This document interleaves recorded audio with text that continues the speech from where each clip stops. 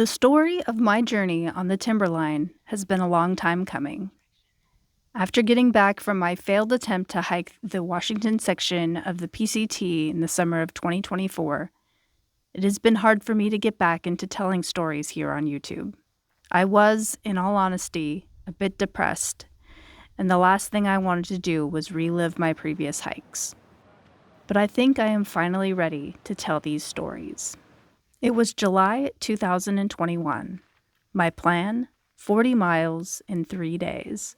Keith and I had been on a total of 2 backpacking trips leading up to this hike, averaging around 10 to 12-ish miles over 2 days. So yeah, oof. I don't know what I was thinking. I take that back. I know exactly what I was thinking. I was thinking I was just as capable as the hikers I admired on YouTube. The Dixies, the Darwins, the Jupiters. But boy, was I in for a surprise. We both were. And if you follow me regularly, you might be wondering, wasn't it August of 2023 that you hiked the Timberline? And I would say yes, it was.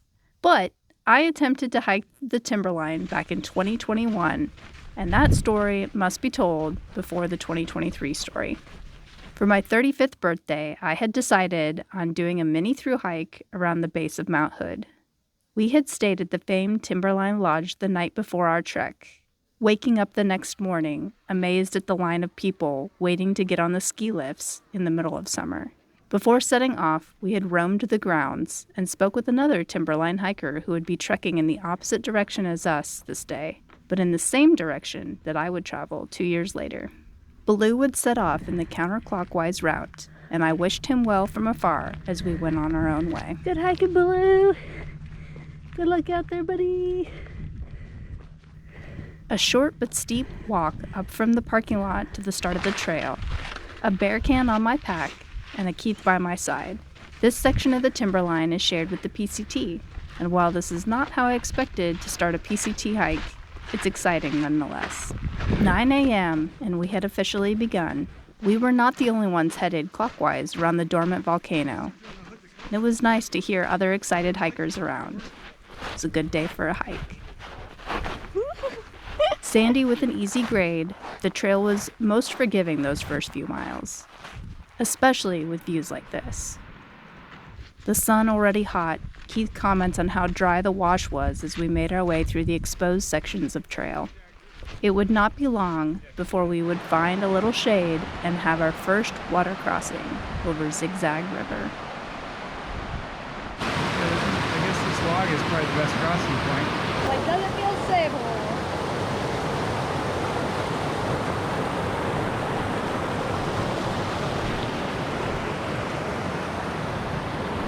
If all the water crossings were this easy, this trip would be a breeze, I thought. Another stretch in direct sun, breathing labored while stopping to take in the valley views. Then, water. Lunchtime had arrived. Oh, Keith, I feel like I hear water. Yeah.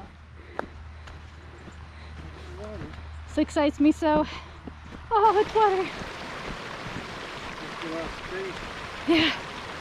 We post up at Lost Creek to have lunch, elevating the feet while swatting away the relentless flies. Once the couscous had been consumed, Duggo. we soldiered on.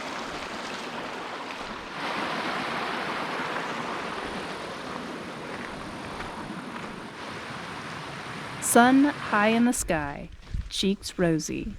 The foliage is getting greener, getting taller, but we're not in the woods yet. I stopped to marvel at jets flying around our mountain friend, and a rock with a split from end to end. A little over 6 miles in, and we reach a viewpoint overlooking the Sandy River. We finally find ourselves in some proper forest shade as we descend 1,700 feet in 2.5 miles. This section is a stark contrast to the first 7 miles of trail, like entering another world. One that had been ravished by the winds of the 2020 Labor Day storm less than a year prior, leaving us to step over many logs. We hear water once again as we make our way closer to Sandy River.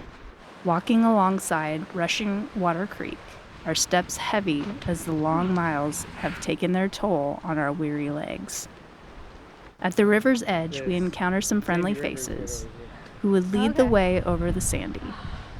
I failed to take any footage of us crossing the Sandy for the first time, but it tested our limits as hikers. It is at this point that we have decided to call it a day and set up camp. We had our first river crossing today, and so we ended up just wading through the water. We got our shoes a little bit wet, but they're here drying out now, and they should be good to go for tomorrow. We spend the evening assessing how we feel and recounting the good and bad of the day. So we did 10.5 miles. There was not too much uphill, and the uphill we did have wasn't too steep. There was a ton of downhill, which is hard on my knee. I'm tired, my knee hurts, your hips hurt, feet are feeling a little sore. But I think mostly it's just tired, you know? It's a good day. It's a good day. It was a long day. Yeah, just really cruisy stuff. But yeah, I think considering the fact that we have not done this many miles in a day before, definitely feeling tired. Yeah. Feeling really tired. I think we're reconsidering our trek, so probably will not be completing the loop. After dinner, we head back down to the river to dip our feet once more, sand shoes this time. It's here that I feel most at peace. Feet in the river, beautiful scenery, the setting sun upon my face. I could really get used to more of this. In the bed for the night. I don't know what we're gonna do tomorrow. Everybody's out here doing the loop 4 days. We gave ourselves 3 days. I don't think we can make it in 3. Well, we're gonna scope out the route options and see what we're gonna do. And probably decide tomorrow what the next step is, where we're headed. For now, I think I might just pass out. Good night. July 30th, 2021. Day 2. The morning arrives, and we quietly start getting ready for another day of hiking. Contemplation is the name of the game.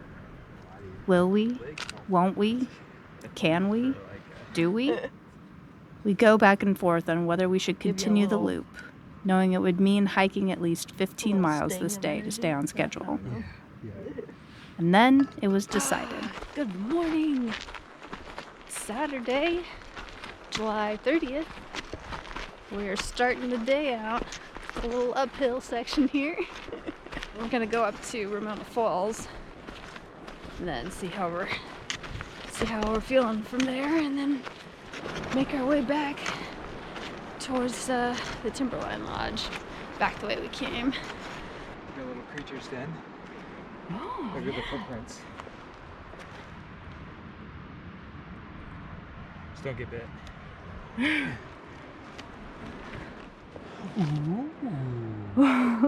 Short diversion to Ramona Falls,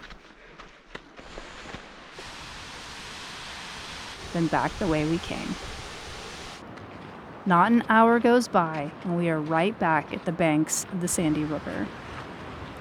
Learning from yesterday's choices, we opt to swap our shoes for sandals and once again set off to wade through the murky, rushing waters.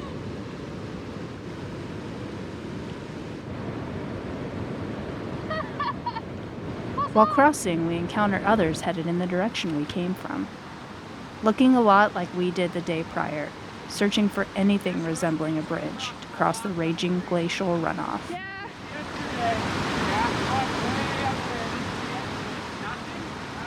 One opts to continue searching for a log to cross upstream, while the other chooses to take after our example and carefully trudges through the water undeterred.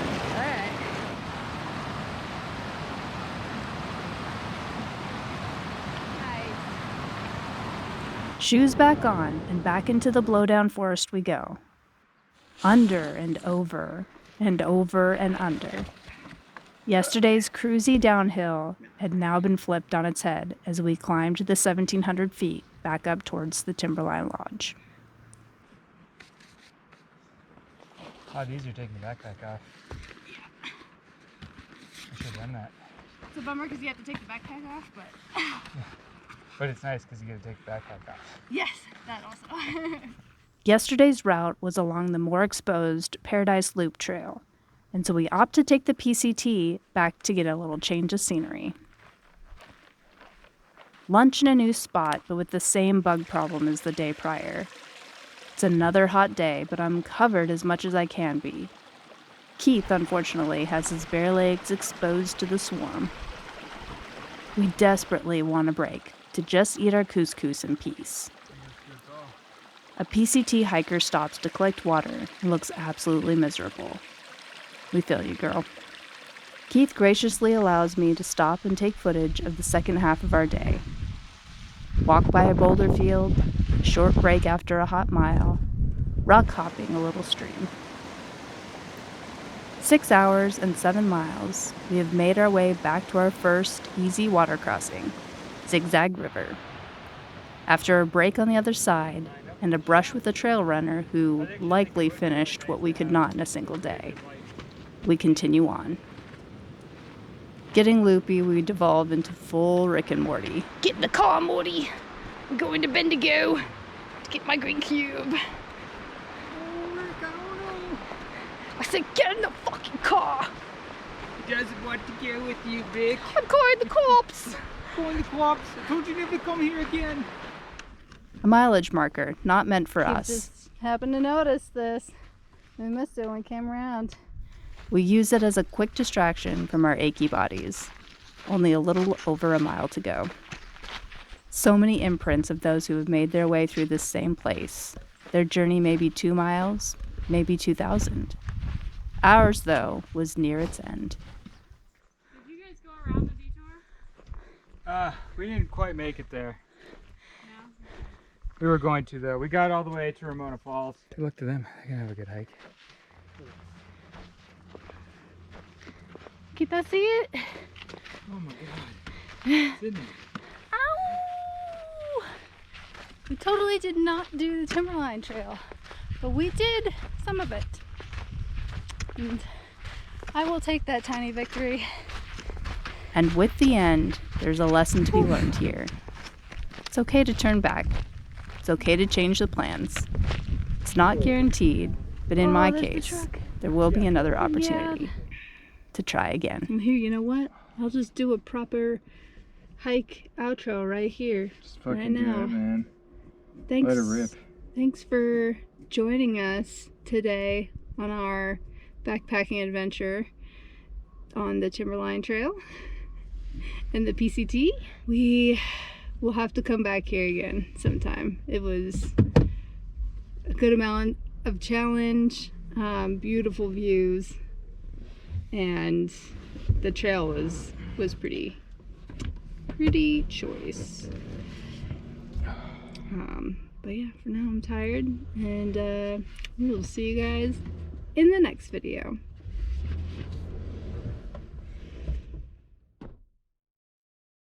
There's a pizza place in. Oh, that's my boy right there. He looking up the Yeah. pizza place. Pizza place at Government Camp, Sydney. Oh yeah. Called Rathskeller Pizzeria. I have a pizza called the Rat. The rat. Disappointingly, it does not come with rat on it. Dang, how can they even call Right? that?